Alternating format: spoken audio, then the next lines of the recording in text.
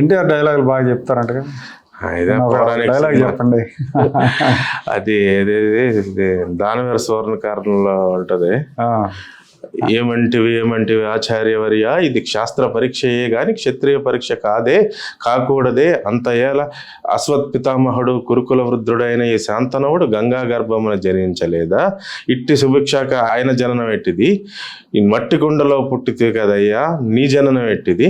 నాతో చెప్పింతురేమయ్యా, మా కురువంశంలో ఒక మూల పురుషుడైన వశిష్ఠుడు దేవవైశ్యకు ఊర్వశీ గర్భమున జనించలేదా? అతను చండాలంగనైన అరుంధతిచే మా తాత పరాశరుడు తాతను అన్నాడు, మా తాత వ్యాసుని కనలేదా? మా తాత వ్యాసుడు విధవరాళ్ళైన అంబికచే మా తండ్రి ధృతరాష్ట్రుడు, పినపితామహి అంబాలికచే మా పినతండ్రి పాండురాజును, మా ఇంటి దాసిచే ధర్మ నిర్మాణ చతుష్టుడని కీర్తించబడి ఈ విదురదేవుని కనలేదా?